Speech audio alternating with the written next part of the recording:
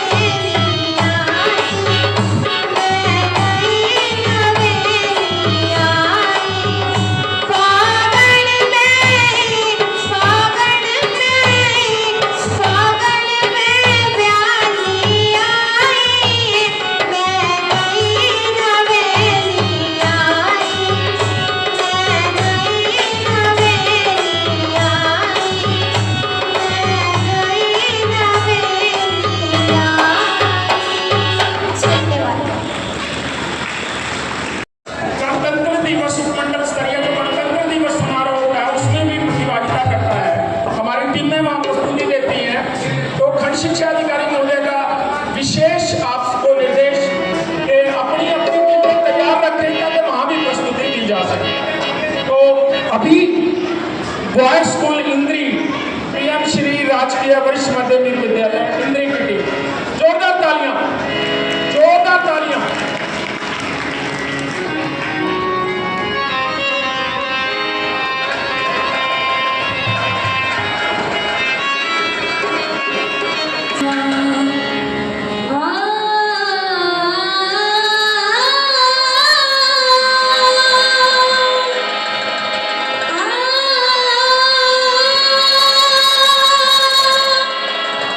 Ah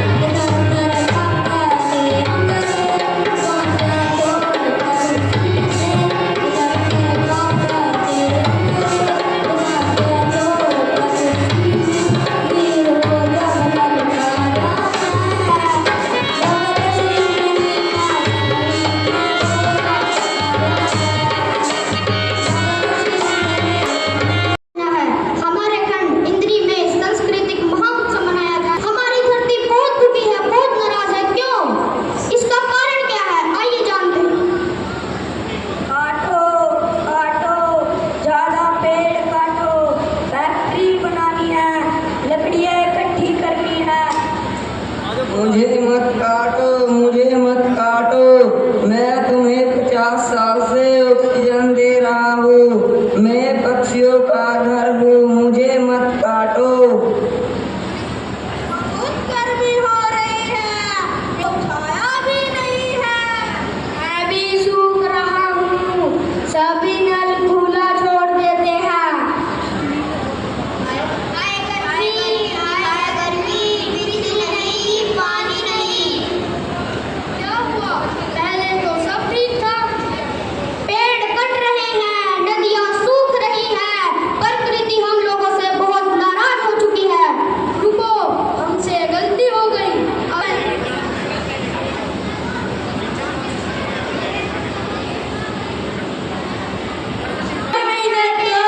हम कचरा नहीं फैलाएंगे, हम कचरा नहीं फैलाएंगे, नल खुला नहीं छोड़ेंगे।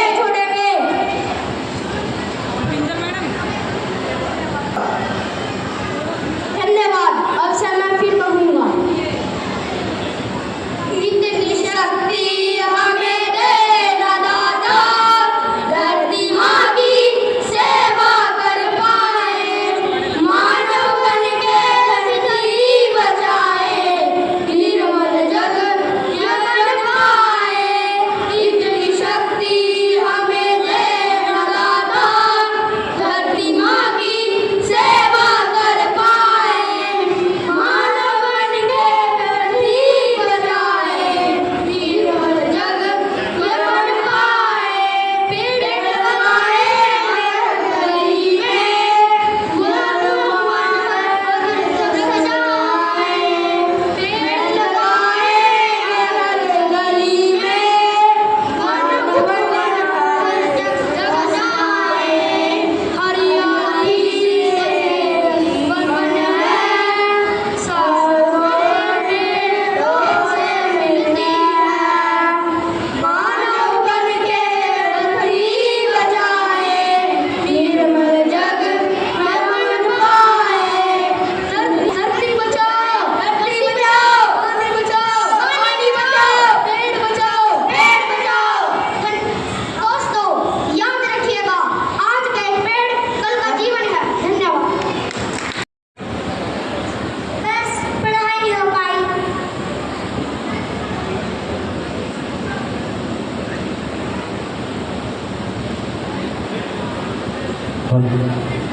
मैंने अक्सर कपड़े का काम सुना दिया और अब मुझे तो डर लग रहा है।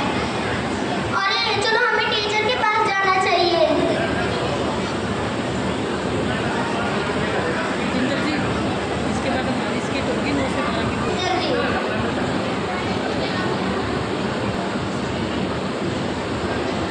किसी की हिम्मत, किसी का आत्मविश्वास और कभी कभी किसी की जिंदगी तोड़ देता है। हाँ बच्चों, आज अक्षर तो बच गई। हर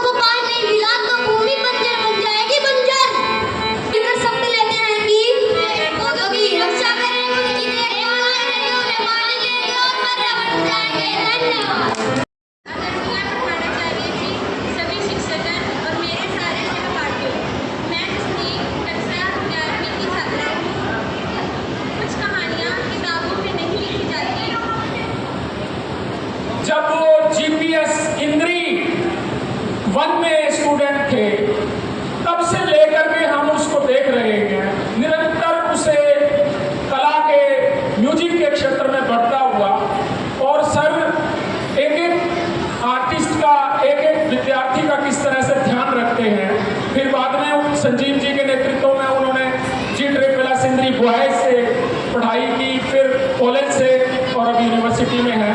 बहुत शानदार आर्टिस्ट हैं और बहुत आगे जाना है। यशविनी के लिए एक बार जोरदार तालियां बजा दें और प्रियो साहब के लिए भी। अब हमारी प्रधानाचार्य जी, सभी शिक्षकगण और मेरे सारे सहपाठियों, मैं तस्नीक कक्षा 11वीं भाषा की छात्रा हूँ। कुछ कहानियाँ लिखी जाती वे भारत की मिट्टी पर शहीदों के रक्त से लिखी जाती है। नाटक का शीर्षक कारगिल की माटी और माँ का आंचल है। कुल 8 पात्र हैं। पहला विवेक, कारगिल युद्ध के शहीद का बेटा जो सेना में जाना चाहता है। दूसरा सुनील, आज कारगिल विजय दिवस है। लोग मुझसे पूछते हैं कि तुम्हारे पिताजी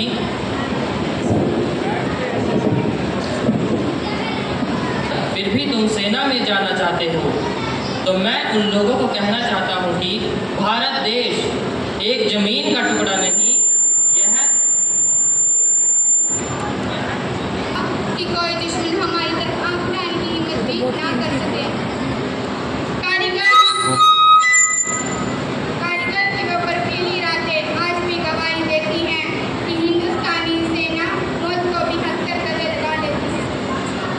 जो मरता है वह अमर हो जाता है, लेकिन एक शहीद के पीछे उसका पूरा परिवार हर दिन एक नया युद्ध लड़ता है। जब मेरा पति तिरंगे में लिपट कर घर आया था तो मेरा कलेजा फट गया था, लेकिन जब पूरे शहर ने चिल्लाया शहीद अमर रहे तो मेरा सर गर्व से ऊंचा हो गया था। बेटा विवेक, रोना मत, तुम्हारे पिता ने इस देश का कर चुकाया है, अब तुम्हारी बारी है। सिर्फ पदक नहीं, तुम्हारे पिता की आखिरी अमानत है। हाँ माँ, मैं वचन देता हूँ कि मैं इस पदक की लाज कभी भी नहीं जाने दूंगा। हे प्रिय माँ, यदि मैं वापस लौट के आ गया तो मैं आपका बेटा कहलाऊंगा, और अगर नहीं लौट पाया तो इस तिरंगे का बेटा कहलाऊंगा।